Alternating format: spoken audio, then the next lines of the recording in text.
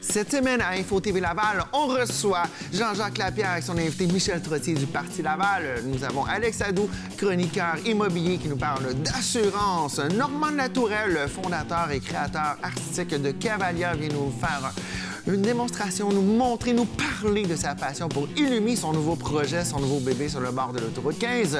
Ruxandra Georgescu nous parle de posture énergisante. Canuel Lario, le roi dandy, le leader du groupe Tonic, vient de faire un petit tour pour nous parler de sa première montréalaise, rentrée montréalaise. Nicolas Vincent Poirier, on parle de films d'horreur. Geneviève Robert et Mireille Larousse qui ont gagné les prix Création d'emploi pour le territoire de la ville de Laval. Et on termine avec MC June, le rapper slammer légendaire. Vous êtes prêts? On y va maintenant.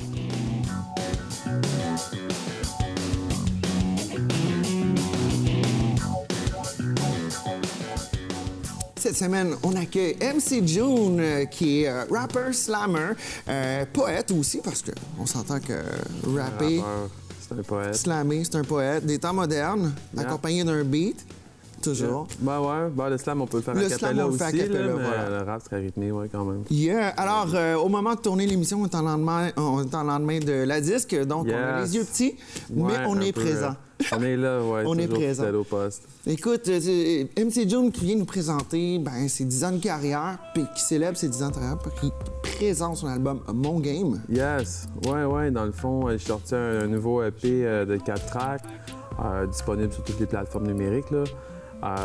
Donc, ouais, ça fait 10 ans que je fais ça. J'ai sorti plusieurs albums, en fait, un recueil de poésie. Je sors un autre recueil là, en février avec les maisons d'édition Bouton d'Or. Puis celui-ci, ben, c'est pour ce que je présente comme EP, le 4 tracks, en fait, c'est 111, qui est mon entreprise que j'ai démarré il y a quelques 111 années déjà. événementiel, compagnie de production. Ouais, on fait maison de disques, on fait aussi du booking pour certains artistes. Donc, c'est ça, c'est moi-même qui ai sorti ce projet-là. Ça fonctionne très bien, en fait. C'est très représentatif de ce qui se passe. Une chanson sur les jeux vidéo. Je joue beaucoup de jeux vidéo, n'importe la météo. Mes parents m'ont dit je suis accro. Ouais. Une chanson sur le hockey, une chanson sur un peu le questionnement de la vie, de l'univers. Tu sais, je parle dans la chanson Montante.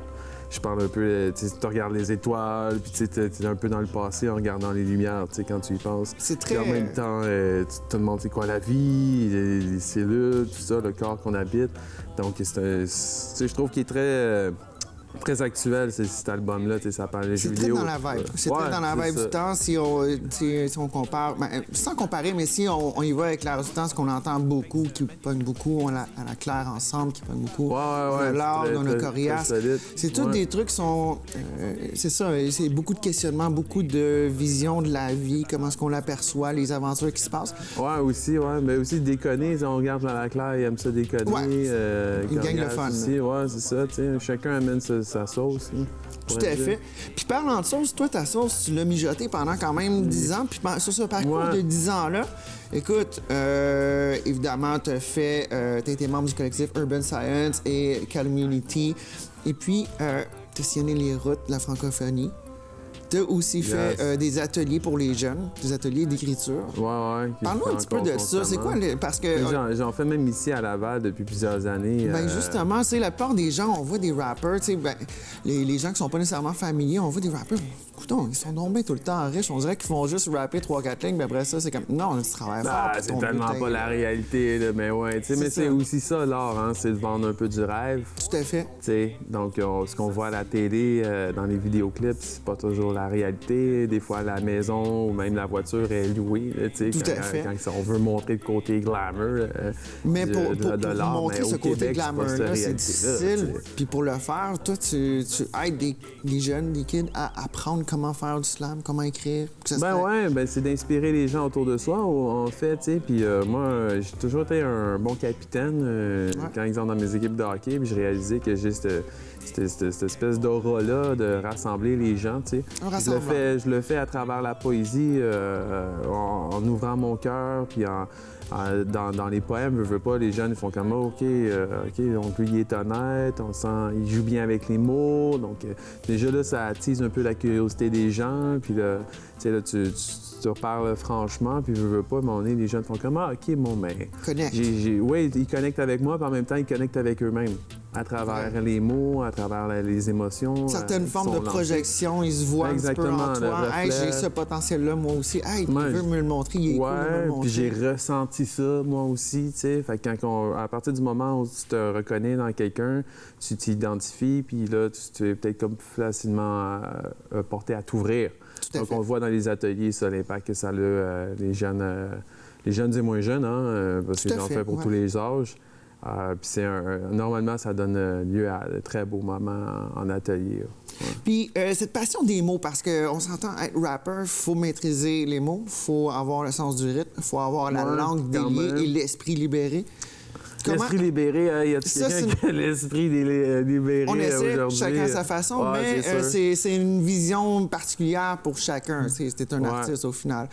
Toi, c'est comment l'amour des mots s'est développé? Est-ce que ça a commencé avec des artistes américains, t'écoutais ça, puis t'as juste fait « Hey, je veux comprendre ce qu'il dit. En plus d'avoir un bon beat, je veux voir c'est quoi la vibe, je veux vraiment comprendre ce qu'il me dit. » Ou c'est vraiment une question de « Ça s'est fait tout bonnement, tout naturellement au fil du temps? » La musique, je pense un peu qu'est-ce que tu viens de dire là. Quand j'étais jeune, je comprenais pas l'anglais, mais j'écoutais du rap en anglais quand j'avais comme 8 ans, tu sais. Sinon, moi, c'est vraiment la révélation. C'est quand j'avais comme dans le coin de 18 ans, on s'amusait à faire du freestyle, de l'improvisation.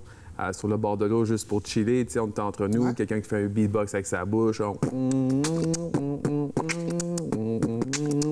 puis moi, par-dessus le beatbox, là, je commence à dire ce qui me passe par la tête, donc j'improvise, je dis un peu n'importe quoi, mais là, je réalise que ça fait 5 minutes que je fais de l'improvisation, là. Je savais pas que j'étais capable de faire ça, tu sais, puis là, c'est comme, wow! Là, OK, mais on en fait le lendemain, on refait ça encore du freestyle, puis là, c'est devenu comme une routine, puis là, je commence à triper sur la performance, puis à chaque fois qu'on était dans un party, on faisait un cercle de freestyle. Donc, c'était un peu vraiment comme ça que j'ai vraiment tombé en amour avec la performance. J'aime ça faire de l'improvisation. Je suis bon là-dedans. Si tu mets un bon beat qui vient me chercher, je vais être capable de freestyler pendant 5 minutes sans arrêt, tu sais. OK. Fait que c'est même ça a commencé pour moi, en fait, l'improvisation.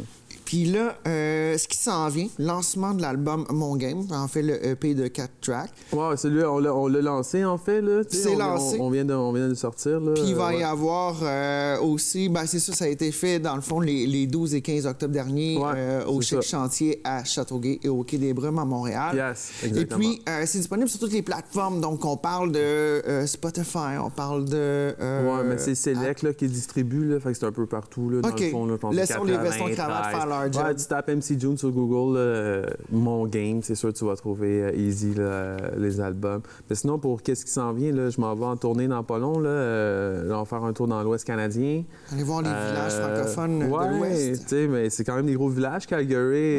C'est quand même un bon village. Ça a l'air de rien, mais il y a quand même plusieurs écoles dans ces coins-là, tu sais.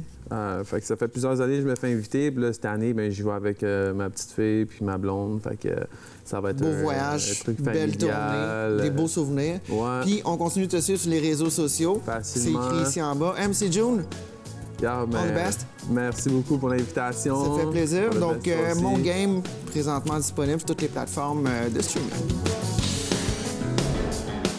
On reçoit 2 invités de marque, dois-je dire, parce qu'elles représentent 2 entreprises de la région lavalloise qui se sont démarquées lors du prix créateur d'emploi du Québec au Centre des congrès de Québec, 3e édition.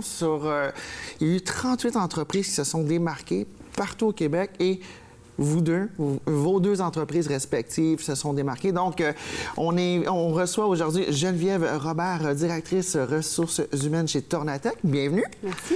Et qui a gagné le prix Coup de cœur. On va en parler dans un instant.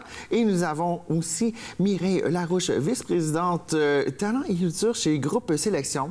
Pour ne pas dire ressources humaines, mais je trouvais ça cute, talent et culture, ça fait... il donne une petite swing. Donc, qui a remporté le prix champion pour la compagnie Groupe Sélection. Donc, premièrement, on va commencer avec Geneviève. Coup de cœur pour la compagnie Tornatec.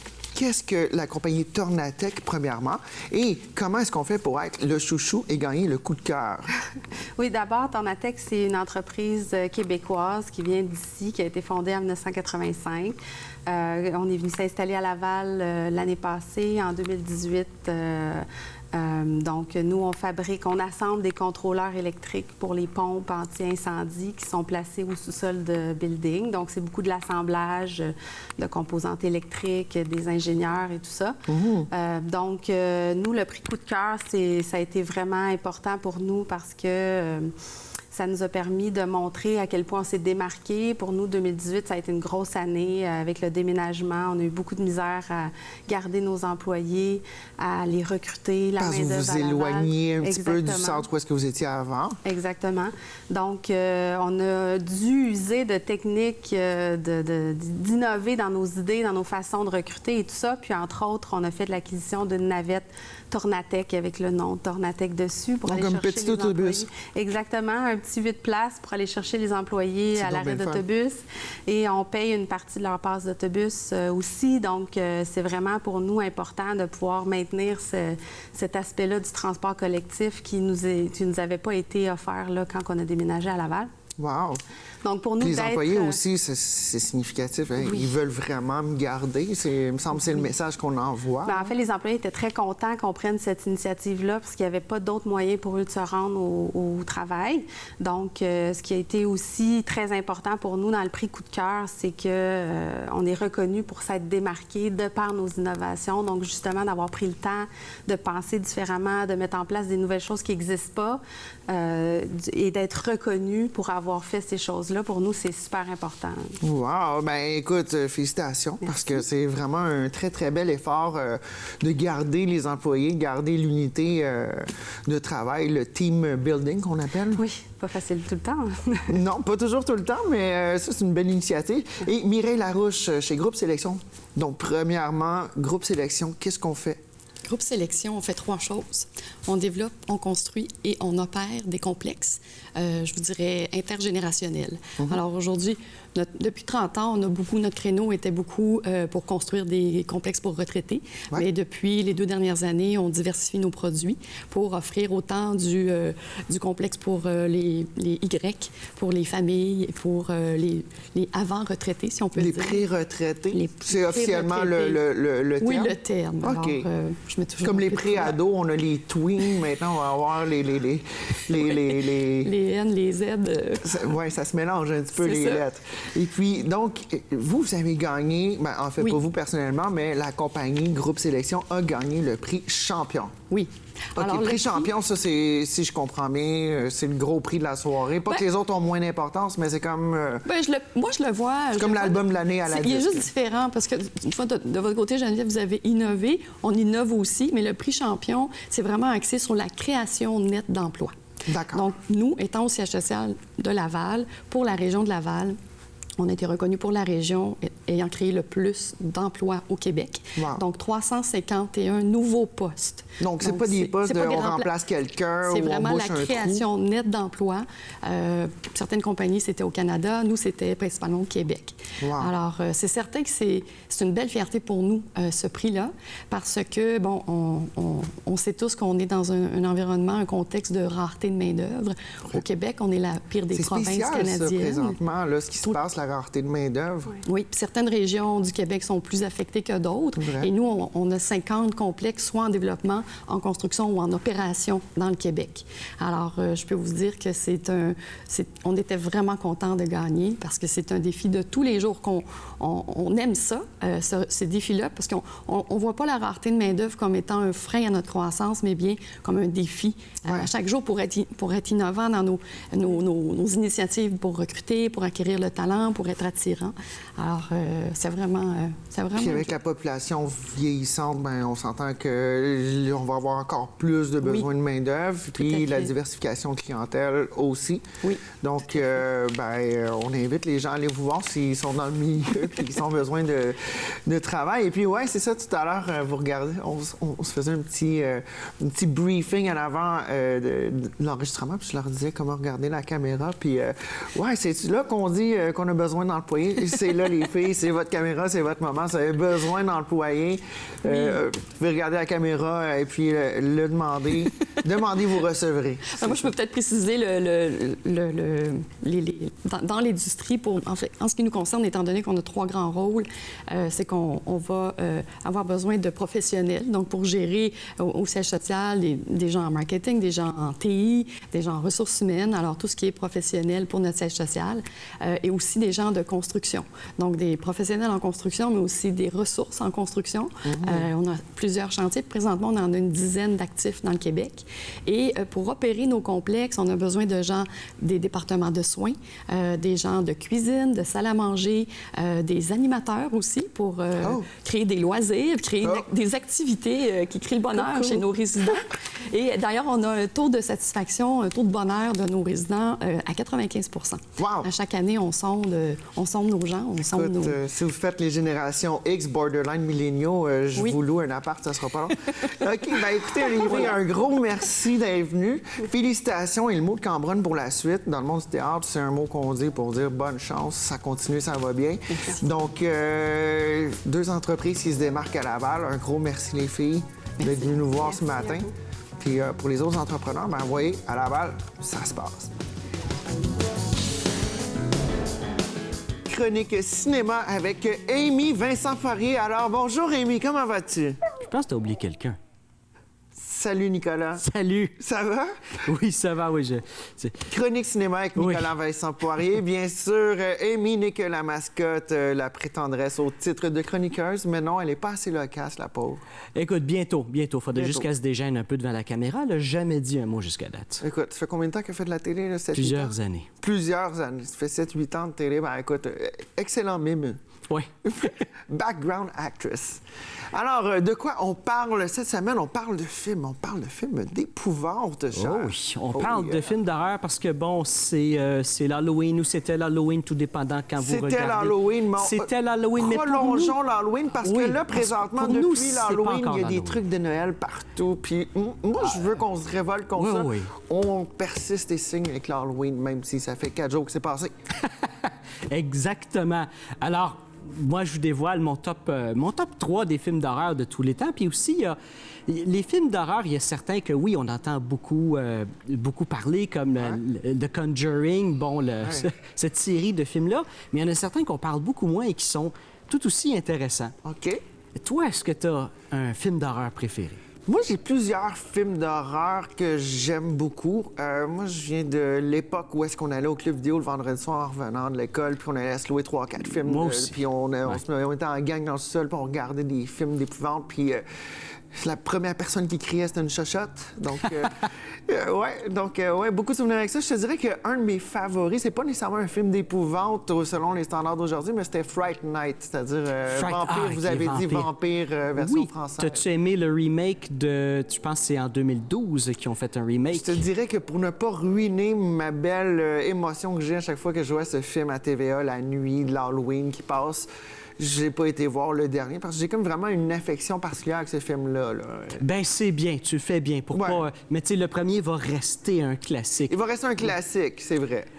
Moi, tu vois, je suis un peu comme toi. C'est des classiques, mais un peu différents. Brain Dead de 1992 avec Peter Jackson. Pour ceux qui l'ont pas vu, un film de zombies incroyable. Apocalyptique, de l'humour noir, c'est très cool comme film. C'était pas Brain Scan aussi qui était dans le même genre, un petit peu plus... Ah non, c'était Brain Dead. Brain Dead. Mais Brain Scan, c'est un autre truc, c'est un petit peu plus sci-fi.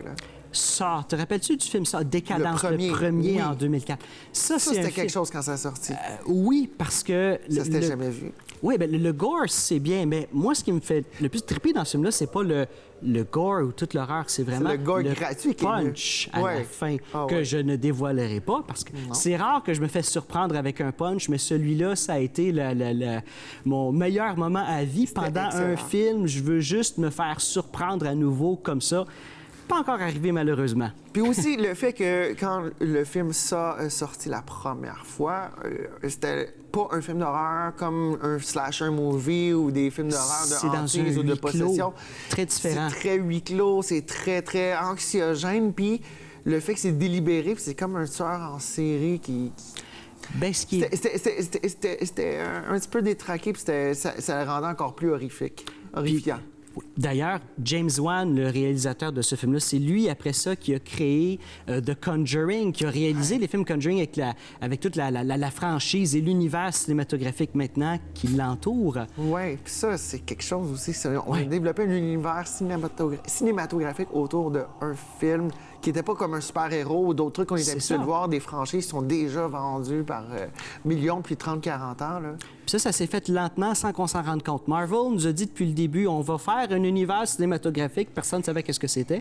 Pendant ce temps-là, eh bien, l'univers Conjuring l'a fait, sans en parler. Hein, on le dit pas, on le fait, tout simplement. Ouais. Et pour venir à maintenant, oui. Il y a 2 films d'horreur depuis la dernière année qui m'ont beaucoup marqué. J'ai pas tout vu les films d'horreur. Non. En premier, c'est Midsommar. C'est un film qui est sorti cet été. Ouais. Et ça raconte l'histoire d'un groupe de jeunes Américains qui s'en vont dans un petit festival qui arrive une fois à chaque 100 ans, dans un petit village éloigné en Suède. Et non, c'est pas comme tous les clichés de films d'horreur où tout se passe la nuit quand il fait noir, parce que à ce moment-ci de l'année, en Suède, quand ça se passe, le film... C'est le soleil de minuit. Exactement, c'est le soleil pas mal tout le temps. Donc, il fait jour et nuit pendant quelques jours. C'est ça. Et ces jeunes-là vont découvrir les coutumes de ce festival-là. C'est un film qui dure, mon Dieu, presque 2h30.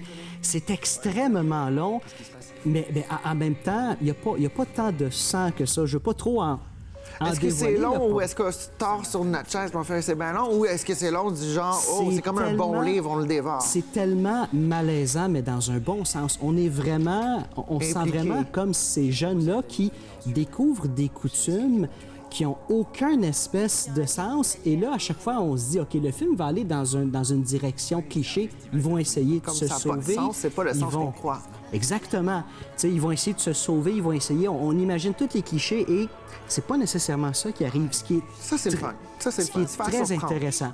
Je peux pas tout en dévoiler parce que j'ai été surpris à quelques moments, puis quand j'ai vu le film, j'avais même pas vu la bande-annonce, là, donc je ne veux rien dévoiler. OK.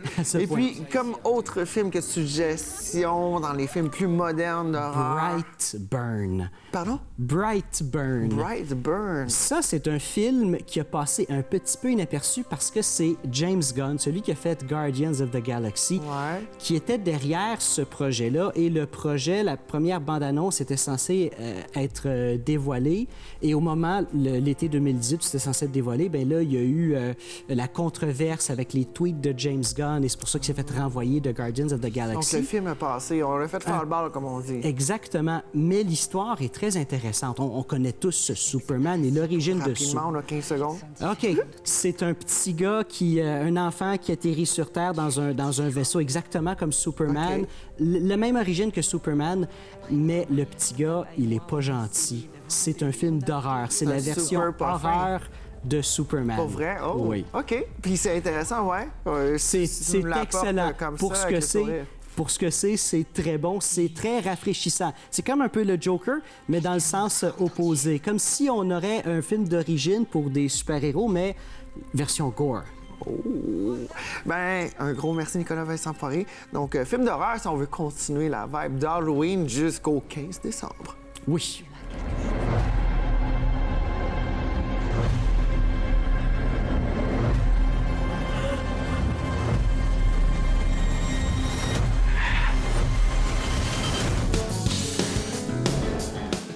Cette semaine, on reçoit un artiste au look dandy, à l'attitude débridée, peut-être. On verra.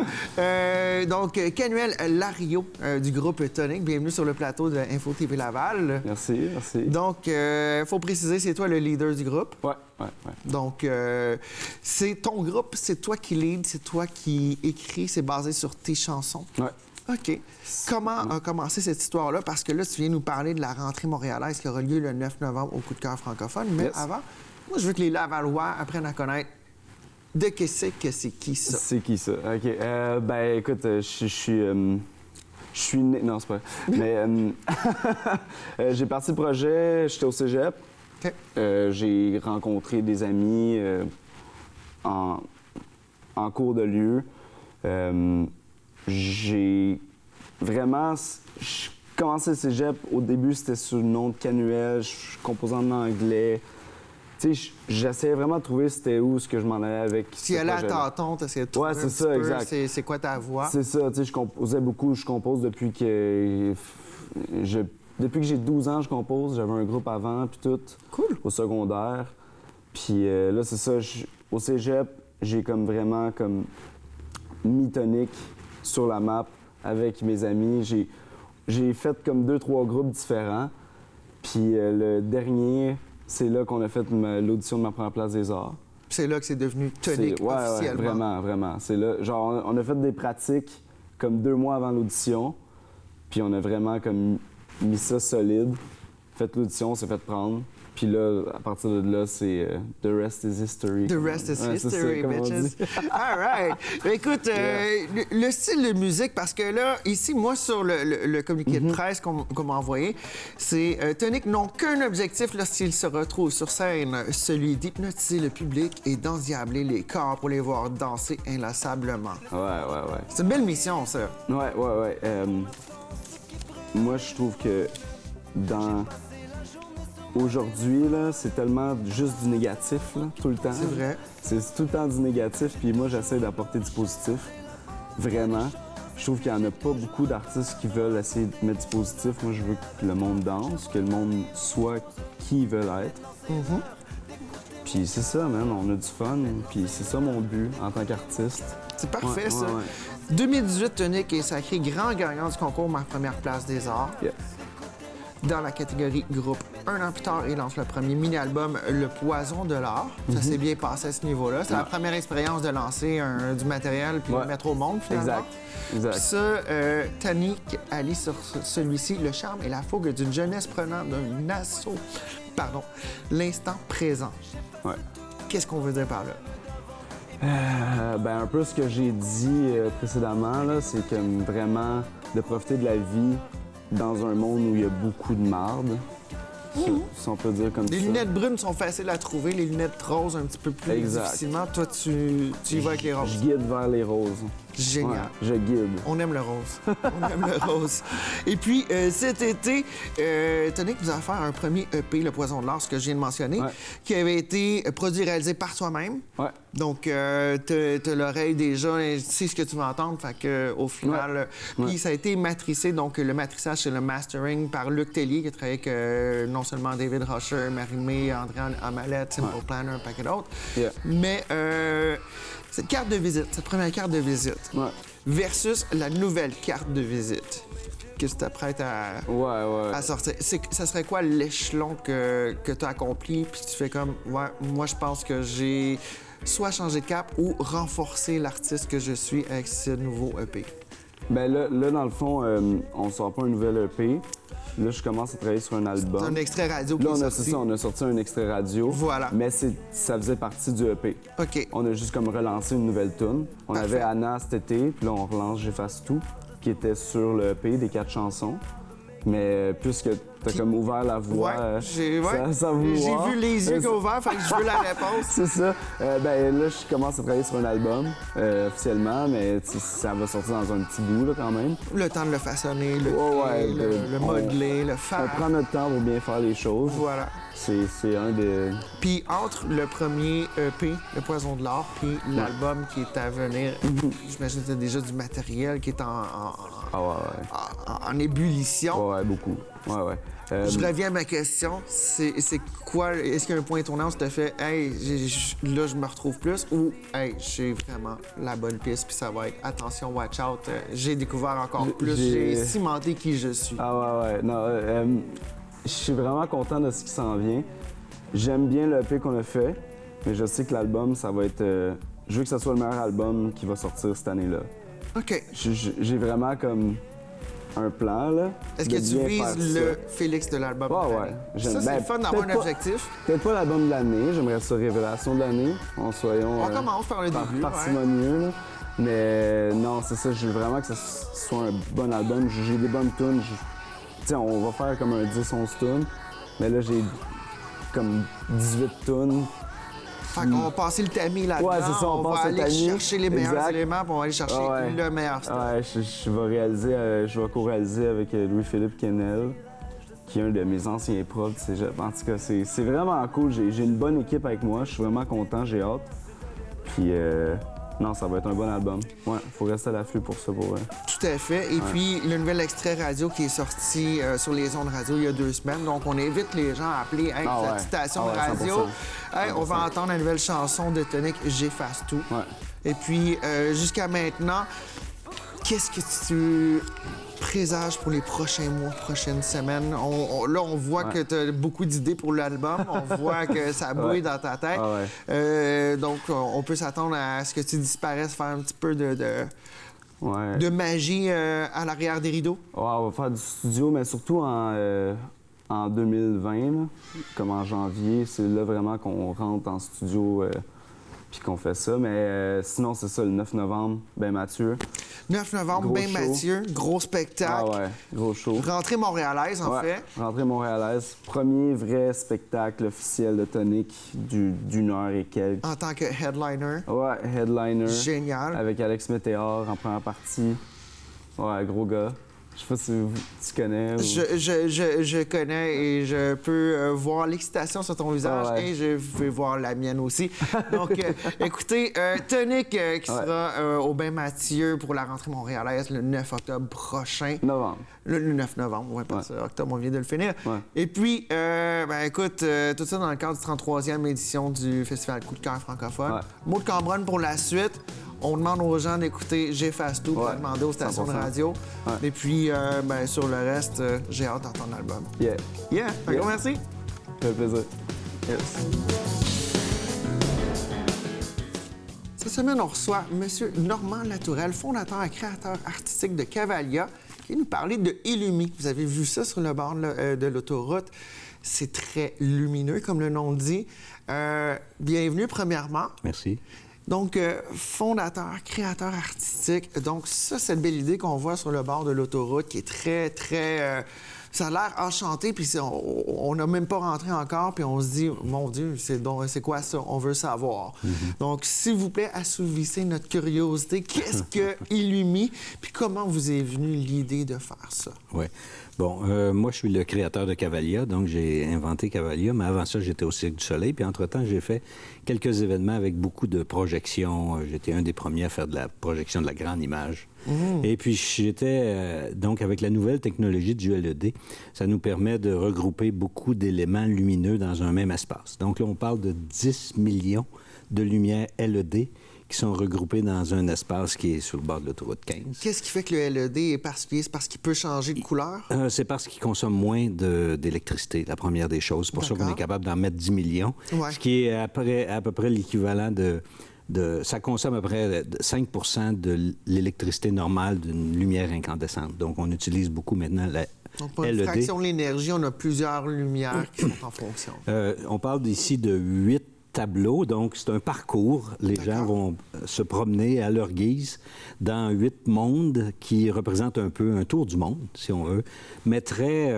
c'est comme Alice au pays des merveilles, hein? C'est très spectaculaire, C'est très éclaté. beau, très féerique. C'est des lumières très contrastées. Ce sont des sculptures, pour certaines, qui sont géantes. Et donc, d'un monde à l'autre, on découvre quelque chose de neuf. Donc, on se promène de la savane africaine où on côtoie des éléphants grandeur nature, des girafes grandeur nature.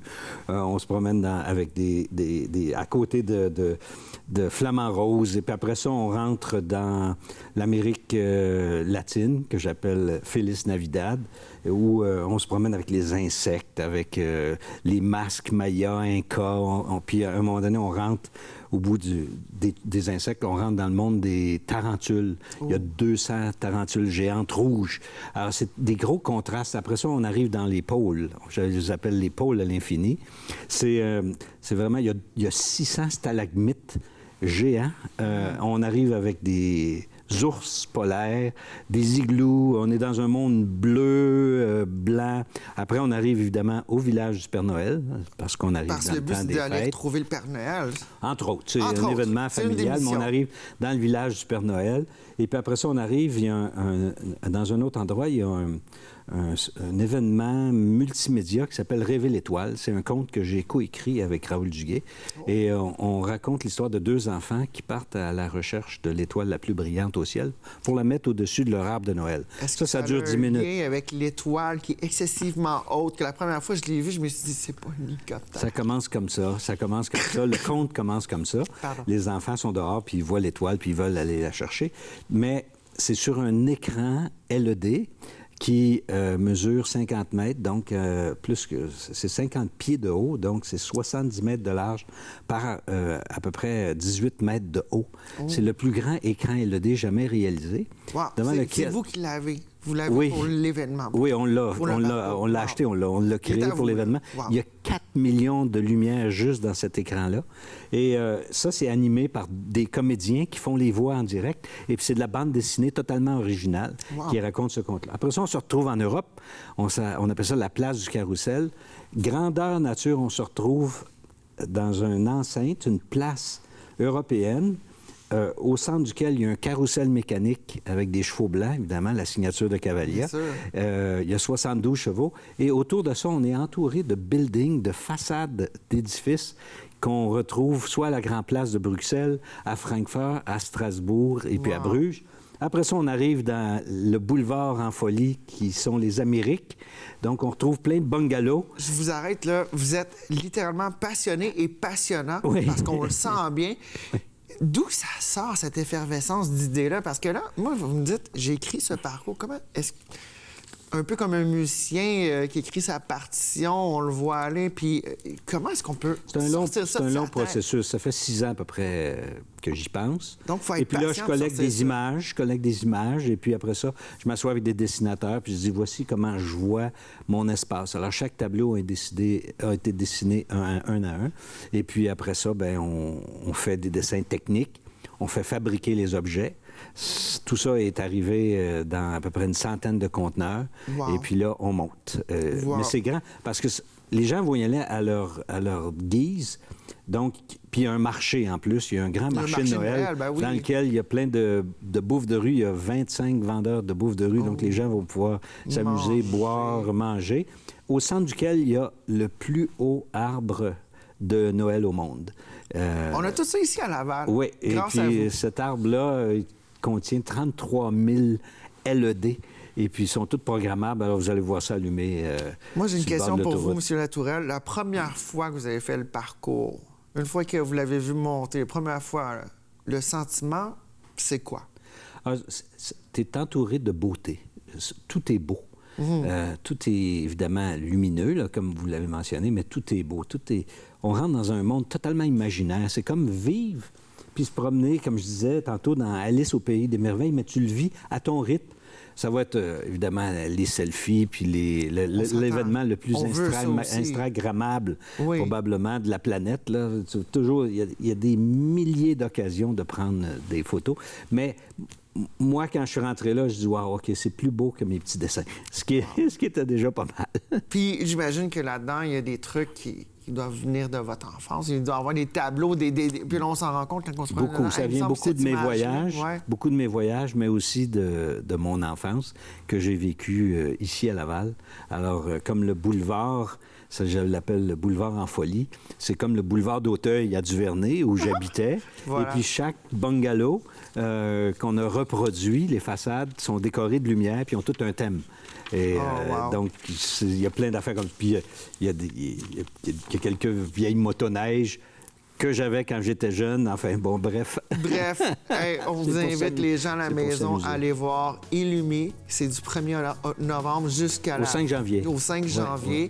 C'est tout près de l'autoroute 15. Donc, l'autoroute 15, entrée Boulevard du Souvenir. Entrée Boulevard du Souvenir. Monsieur Latourelle, un énorme merci. Vous êtes un passionné et c'est passionnant de vous parler. Donc, Illumi par Cavalia à Laval. Oh yeah, chronique yoga avec Oksandra Georgescu. Namaste girl, ça va? Ça va, toi? Ouais, aujourd'hui, on va s'activer. Un, parce qu'on a 6 minutes, donc on a moins de temps que d'habitude, mais deux, parce que tu vas nous montrer. C'est frisquet, c'est le temps froid qui s'en vient. Tu vas nous montrer comment nous réchauffer avec des postures de yoga. Toute la fin de semaine, par tout ce que j'ai été, tout le monde parlait de l'hiver s'en vient. Oui. On a froid, on n'a pas hâte, on veut la chaleur. Oui. Puis moi, j'ai tout dit à tout le monde que la chaleur, bien, on peut la créer à l'intérieur. C'est comme le bonheur. La chaleur est dans On le notre cœur. fait. On se fait notre chaleur. On OK. se fait notre propre chaleur. Fait que, Parfait. Premier exercice pour se faire de la chaleur. Ça serait avant quoi? les exercices, Oh, ouais, OK, je te on laisse aller. peut utiliser un petit truc pour allumer le feu digestif. Tu sais, quand on digère bien, on assimile bien, puis on crée des calories. Fait Ouais. que juste un petit peu de gingembre, avec Ouais. un petit peu de citron, avec Ça, un c'est petit bon. peu de sel. OK. On écrase ça un peu, puis on mange ça avant de prendre un repas, matin, D'accord. midi, soir. Ça active. Ça active le Agni, qu'on appelle en yoga. OK. C'est notre feu digestif. Fait qu'on digère mieux, on assimile mieux, puis on crée de la chaleur, puis on la maintient, on l'entrepose dans Ouais, notre ouais, corps. on mieux, se fait hein, nos- on la on stocke mieux, la stocke bon mieux, français, voilà. c'est ça. Après ça, ou avant les repas, Oui, avant le je repas. montre des postures. Oui. J'y vais, là? On y Comment? va. On va se faire ça à deux. Alors, on va faire ça bien facile, des postures bien faciles. On n'a même pas besoin de tapis, vraiment. OK. On n'a pas pris de chance, on en a deux. La première, on se couche sur le ventre. OK. On Donc, se couche sur le ventre. sur le ventre. Sur le ventre pour faire le fameux Cobra Bhujangasana Donc, le cobra, c'est qu'on en se met sur le sanskrit. Le ventre. Cobra, on a les mains comme ça de chaque côté de la Puis on se de la redresse. poitrine. On ouvre les jambes un peu pour protéger le dos et on se lève comme ça ici. On ouvre le cœur. En es- Ça ouvre 4 chakras qu'on appelle en yoga, OK. qui sont des points énergétiques importants dans notre cœur, D'accord. dans notre corps. Fait que Ouais. ça fait mieux circuler l'énergie. OK. Et on en crée de l'énergie dans cette posture-là. Et ça active tout ce qui est dos, colonne. Ça... Puis en espaçant les jambes, tu disais pour protéger notre dos, super important parce qu'on voudrait pas que les gens se blessent. Exactement. Quand tu as le bassin comme ça ici, puis que Ouais. tu lèves, des fois, tu as tendance à lever avec le bas du dos. Fait que ça peut faire mal dans le bas du dos. Fait qu'en espaçant les jambes un petit peu, là, on a plus d'espace, on a plus de mobilité, Sans qu'on peut laisser lever le plus standard. haut. Fait qu'on peut créer encore plus d'énergie. D'accord. Alors, la prochaine, Ça, c'était la pause numéro 1. ça, c'était la pose numéro 1. Donc, le cobra. Le cobra. En espaçant les jambes pour pas se blesser. Pas se blesser. On se fait un petit peu de chaleur au niveau du dos. On espace les vertèbres, on laisse mieux passer tout ce qui est signal nerveux, énergétique dans Les notre influx nerveux colonne. passent mieux. Exactement. D'accord. Alors, l'énergie flow dans le Ouais. corps. Fait que c'est important, ça. Oui, il faut qu'elle circule. Ça circule bien, comme ça. Maintenant, un autre qui est vraiment facile aussi, puis qui est accessible à tout le monde, puis ça aussi, on peut le faire avec les jambes fermées, collées ensemble pour un petit peu plus d'intensité, ou on sépare les pieds un petit peu pour que ça soit un petit peu plus facile. Puis, on fait juste s'allonger comme ça sur le dos, garder les épaules bien ancrées dans le tapis, puis on pousse avec les bras, puis avec les talons, et on lève les fesses. On fait Comme comme ça un ici. pont. On fait un pont. Un peu comme faire la planche, mais sur le dos. Exactement. D'accord. C'est une petite table inversée. C'est une inversion parce que les hanches sont plus hautes que les épaules. D'accord. Fait que ça fait activer tout ce qui est la chaîne postérieure du corps. Ça crée de D'accord. l'énergie. On active des gros muscles, les plus gros muscles du corps qui sont Donc, activés les ici. muscles Les fessiers, fessiers, les les quadriceps, les cuisses, c'est ça. Et ça crée beaucoup d'énergie, beaucoup de chaleur dans notre corps. OK. On a le temps pour un dernier Un exercice. dernier, alors je vais vous montrer le poisson. Le poisson, ils disent que c'est l'ennemi de tout ce qui est maladie. Oh, Fait que donc, pour le si on a un système petit immunitaire, rhume, un petit... on se C'est- prend de l'équinacée, puis on fait ça. on fait ça, puis on n'aura plus de rhume tout l'hiver. OK. Qu'on se met les mains comme ça en dessous du sacrum. On ouvre les épaules, on allonge les jambes. On ouvre les épaules et on glisse les coudes en dessous de notre dos. Et on pose dans les coudes, on lève la poitrine et on dépose le sommet de la tête, la couronne de la tête au sol, comme ça ici. My God. Ça, c'est le poisson. Ça, c'est le poisson, mais c'est Le l'ennemi des poisson. maladies. Est-ce que... C'est il faut- l'ennemi, le destroyer de tout ce qui est maladie. OK. Et puis, là, je te regarde. Pour toi, c'est facile parce que tu le fais tous les jours. Si tu veux nous le faire au ralenti de comment... Parce que quand tu es embarqué, on dirait que ça fait un nœud. En tout cas, de la façon que je suis ici, là. On s'assoit sur nos Sur mains, nos mains. avec notre sacrum. D'accord. Puis là, tu fais juste pousser un petit peu avec tes coudes et tu marches tes coudes en dessous de OK, toi. on dandine les coudes Ça, en dessous. les coudes Ouais. en dessous. Fait que là, tu as les épaules là, qui s'en viennent vers l'avant. Ouais. Tu veux ouvrir la poitrine pour bien faire circuler, activer le système hormonal qui nous protège aussi. Ouais. Puis tu pousses la poitrine vers le haut. Puis ta tête, automatiquement, elle glisse en dessous de toi tout seul. OK, donc c'est pas comme un effort supplémentaire, la tête Non, c'est automatiquement vraiment va le se poids est placer. dans tes coudes. D'accord. OK. Ben ça, c'était les 3 exercices de Ruxandra Georgescu. Tu peux venir te rasseoir, ma belle? Oui. On finit notre conversation. Et puis, ça, c'est le genre d'exercice, on fait ça, exemple, quand on commence notre journée avec ça, ça pourrait être une bonne idée? On peut le faire au début, on peut le faire n'importe quand. On garde les postures pour 10 respirations. Et on est tout équipé pour pas être malade cet hiver, puis pour garder la chaleur intérieure dans notre cœur et dans notre corps. On a eu Normand Latourelle tout à l'heure de chez Illumi, de l'événement Illumi. Et Idolem Yoga vont être là du 1er au 10 novembre. Qu'est-ce qu'on va pouvoir trouver? On va trouver nos cartes cadeaux. Ouais. Qui sont super le fun à recevoir en petit cadeau de Noël, là, Ok, oui. au marché de Noël dans un kiosque du 1er au 10 novembre. Yeah. Alors, on va s'y trouver à Illumi. On a hâte de voir ça. Illumi, tu vas illuminer ça avec ta belle énergie. Exactement. Un gros merci, Alexandra. Merci à chez toi, Idolem Stéphanie. Yoga Laval. Namasté. Namasté. Alors, on cultive la chaleur. C'est comme le bonheur, hein? Ça commence de l'intérieur. Exactement. Un gros merci. Merci à toi. Bye. Bye. Salutations. Alors aujourd'hui, j'ai un invité très spécial à vous présenter. Vous savez que suite au décès du conseiller municipal du quartier Macorel-Fortin, les citoyens seront appelés à élire un nouveau conseiller le 24 novembre prochain. Je me suis fait un devoir d'inviter les différents candidats. Et aujourd'hui, Michel Trottier a bien voulu accepter de venir témoigner de son cheminement. Salut, Michel. Ben, bonjour, Jean-Jacques. C'était un grand Heureux de venir plaisir. te voir. Ben, c'est un grand plaisir de t'avoir. Écoute, Michel, avant d'arriver en politique, tu as fait d'autres choses. Oui. Qu'est-ce que tu as fait? Bien, écoute, moi, j'ai été enseignant au primaire, directeur d'école au primaire. Enseignant au primaire? Oui, à Bon. la commission scolaire de Montréal. Oui. Et 4 enfants. 4 enfants pour le dire? 32 ans dans le quartier. Oui, non. Je m'organisais pour être occupé. 32 ans dans le quartier Champfleury. Quand mes enfants ont été grands, j'ai décidé de redonner à la communauté. Puis je me suis impliqué dans l'Association des résidents de Champfleury. Donc, Bon, tu as commencé. D'abord, on va dire que comme directeur d'école, ça t'a donné quand même du leadership, apprendre à savoir ce que c'était que construire. bien, écoute, mener des projets, Savoir diriger écouter. une équipe, amener des gens à se mobiliser pour une cause. Écoutez, ça fait partie de mon travail pendant la majorité de ma carrière. Donc, après ça, quand je suis arrivé à l'Association des résidents de Champfleury, bien, il y avait besoin d'un certain leadership dans le quartier. Donc, j'étais membre du CA la première année. Après ça, je suis devenu président de l'association pendant 4 ans. Donc, 2009-2013. Impliqué dans le quartier. Puis c'est pas mal impliqué. On entendait parler de vous autres parce que vous aviez beaucoup d'activités dans ce point-là. Bien, en fait, l'Association des résidents de Champfleury, son mandat, c'est d'animer le quartier et de s'assurer de la qualité de vie dans le quartier, puis ce qui sont tout à fait mes valeurs. Donc, moi, comment on peut rendre les quartiers les plus attrayants puis les plus agréables pour les familles, les personnes aînées, les enfants, que ça soit sécuritaire et beau. L'importance du beau, pour moi, est majeure. Ah, c'est formidable, ça, quand même.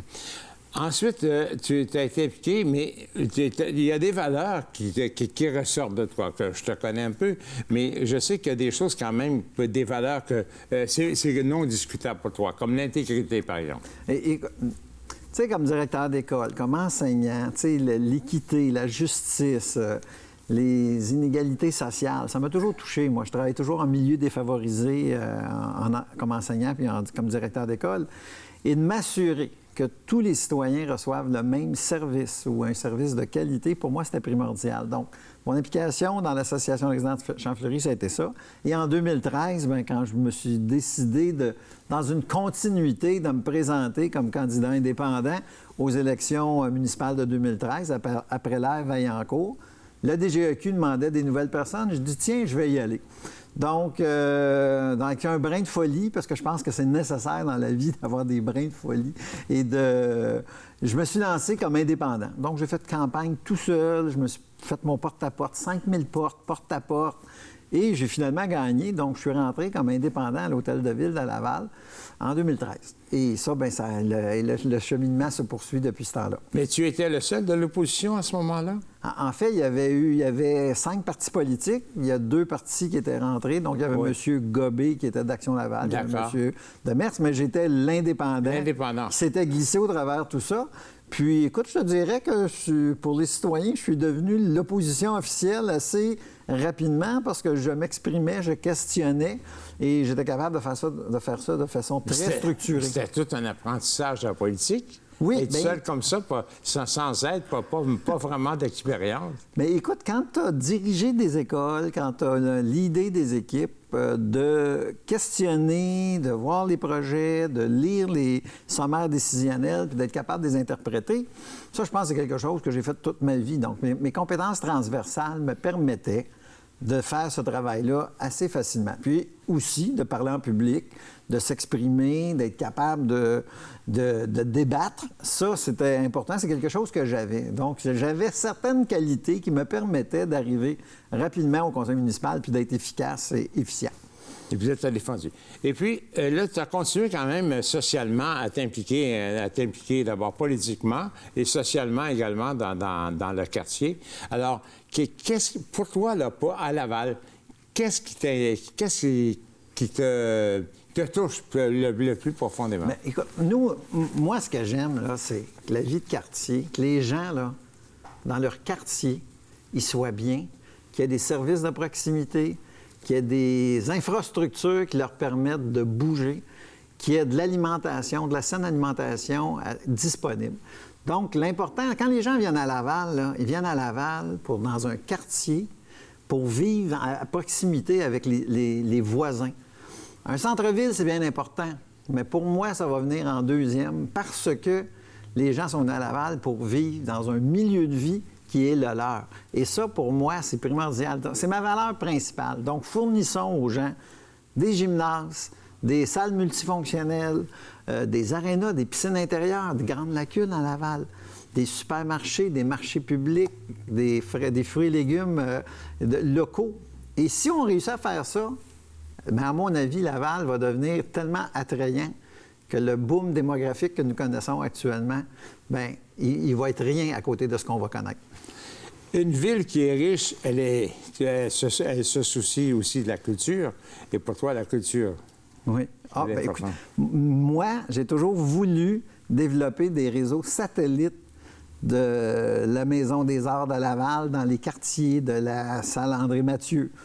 Parce que c'est comme n'importe quoi, là. Actuellement, beaucoup de choses sont concentrées au centre-ville. Et je dis toujours, l'enfant de Saint-François ne viendra pas souvent se baigner dans un complexe aquatique sur le bord de l'autoroute ou au Centre Bell. Mais s'il y avait une salle de spectacle dans son coin, on pourrait amener la culture à lui. Et ça, je pense qu'à Laval, c'est à faire à cause de la grandeur de notre territoire et de la difficulté actuellement avec nos transports en commun pour faciliter de façon rapide et économique les déplacements sur Laval. Ça, c'était pas mal important. Les aînés, parfois. La population de Laval vieillit. Plus de 25 de nos gens auront plus de 60 ans dans les prochaines années. Et moi, j'ai toujours remarqué, on a des parcs à Laval, mais les parcs sont pour les 0-5 ans, sont pour les 6-12 ans, mais ne sont pas pour nos aînés. C'est un exemple on n'a pas évolué en tant que société lavalloise à développer des infrastructures qui vont permettre à nos aînés de rester actifs. Donc, moi, je souhaite que Laval devienne une vraie ville amie des aînés et mettre les budgets nécessaires pour développer les infrastructures pour fournir à ces gens-là, à cette catégorie de gens, ce qu'ils ont besoin pour être actifs. Michel Trottier, tu es le prochain candidat dans Macorel-Fortin. Je te souhaite une bonne chance puis bon succès. Et merci beaucoup, Jean-Jacques. C'est un grand plaisir.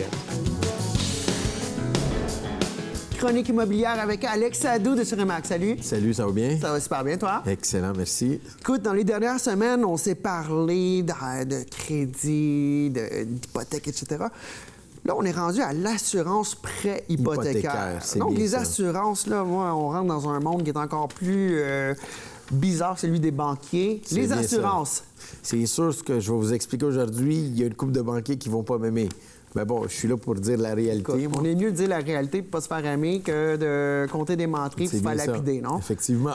OK. Donc, une assurance préhypothécaire, premièrement, qu'est-ce que c'est, à quoi ça sert et à qui ça sert? Une assurance préhypothécaire sert de protection en cas de paiement. Vous ne payez pas votre hypothèque à l'institution financière et non à vous. OK. Point Exemple, important. on paye... on prend l'exemple de moi. Je travaille, je paye mon hypothèque, blablabla, j'ai une assurance préhypothécaire, je tombe malade. C'est bien ça.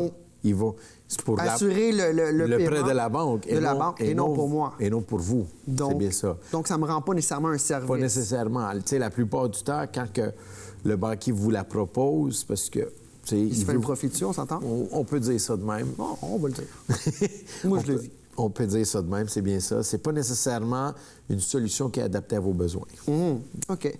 Là, on parle de si votre mise de fonds est de moins de 20 du prix de votre maison, vous avez besoin absolument d'une assurance préhypothécaire. C'est par la loi, ça. C'est bien ça, effectivement. Ça, c'est par la loi. Ça, on appelle ça la SCHL, Société canadienne d'hypothèque de logement.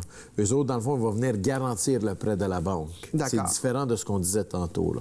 Donc, c'est la banque, la CHL, qui font comme « Hey, écoute, si cette personne ne paye pas, moi, je vais te payer, mais après ça, ça tombe quand même sur le dos de la personne. » Mais vous perdez pareil votre mise de fonds si la banque reprend votre maison. Oui. N'oubliez pas, là. Nuance, là. OK. Donc, et puis, même si on a plus que 20 de la mise de fonds, là, il y a certaines fois qu'on va nous demander l'assurance préhypothécaire quand même. C'est bien ça. Ils vont toujours, comme je disais tantôt, il ne faut pas confondre. Il y a l'assurance préhypothécaire de la SCHL, puis il y a une assurance hypothécaire aussi. Ça, c'est deux choses. Ça, c'est deux choses. Ça, c'est votre banquier qui va vous la proposer en cas d'invalidité, assurance vie, assurance invalidité. Donc, on se trouve à devoir en acheter deux, c'est ça que je comprends? Bien, la première, si vous n'avez pas le 20 de mise de fonds, c'est optionnel. Bien, on est obligé. Si on a plus que 20 c'est optionnel. C'est optionnel, c'est bien ça. D'accord. Mais là, la deuxième, vous pouvez aller voir vos assurances à vous. Tu sais, vos assurances. Conseil d'assurance qu'on a déjà pour les assurances maison, etc. Et puis, l'assurance préhypothécaire... SCHL ou vie, tu veux dire? Oui, bien c'est ça, la différence. Parce que là, ça commence à me mêler un petit peu, là, parce que c'est un jargon qui se ressemble beaucoup, des mots qui se ressemblent beaucoup, puis je pense que c'est un petit peu intentionnel, non? Effectivement. Bien, un petit peu, on peut dire, là. Il faut juste comprendre que l'assurance préhypothécaire, c'est celle de la SCHL. Ça, c'est quand vous mettez moins que 20 de mise de fonds. Donc, c'est la seule... C'est SCHL. SCHL. C'est ça. En haut de 20 là, c'est le banquier ou le conseiller d'assurance qui vous propose. Oui, le banquier. Mais même si vous ne mettez pas 20 ils vont toujours vous proposer une assurance vie invalidité. Là. Toujours. Mais prenez pas celle du banquier. Prenez la vôtre qui, comme je disais tantôt... Un tierce parti. C'est ça, qui va être plus adapté à vos besoins. OK. Et puis, ces produits d'assurance peuvent vous aider à rembourser le solde de votre prêt hypothécaire si vous tombez malade, vous perdez votre emploi ou vous décédez. Toutefois, ils comportent toutes des exclusions importantes, c'est-à-dire des éléments qui ne sont pas couverts par votre police d'assurance. C'est ce que je disais tantôt, effectivement. Là, il faut vraiment lire les petites lignes du contrat. C'est bien ça. C'est pour ça que, comme je disais tantôt, je vous conseille d'aller voir votre courtier d'assurance ou, mettons, avec qui vous avez déjà vos affaires. Puis lui, il va pouvoir vous conseiller selon votre réalité, là. OK. Et puis, ici, on m'indique que ces assurances sont facultatives, mais pour vous procurer que votre demande de prêt hypothécaire soit approuvée, vous devez indiquer clairement que vous acceptez un produit d'assurance avant qu'il ne vous soit facturé. Oui, mais tout dépendant, je vous dirais, des institutions financières. Mais la plupart du temps, ce que vous pouvez faire, c'est vous y adhérez, puis après 2 ou 3 mois, vous la cancellez, là. OK, c'est une option de le faire. Ça peut être une option. C'est jouer sur les lignes, c'est ça? C'est bien ça. On appelle ça une zone grise. Une zone grise? C'est pas noir, c'est pas blanc. C'est pas noir, c'est pas blanc, mais on fait attention. On fait attention.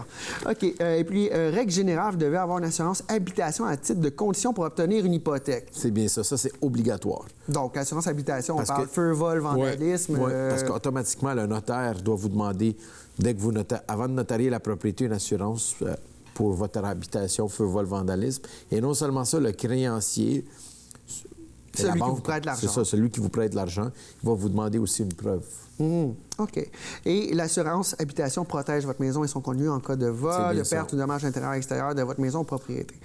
Donc, ça, c'est quand même... C'est l'assurance qu'on aurait, même si on est en appartement. C'est ça, effectivement. Pour protéger nos biens, pour être sûr de ne pas tout perdre. C'est bien ça. La seule différence, si vous êtes en appartement, vous assurez vos biens meubles, parce que l'immeuble n'est pas à vous, le conduit n'est pas à vous. Là, c'est qu'on assure l'immeuble aussi. C'est ça, l'immeuble et l'intérieur de l'immeuble. OK. Et puis, quelqu'un qui aurait, exemple, je te donne un exemple probablement très peu commun, mais quelqu'un qui voudrait acheter une deuxième propriété. Ouais.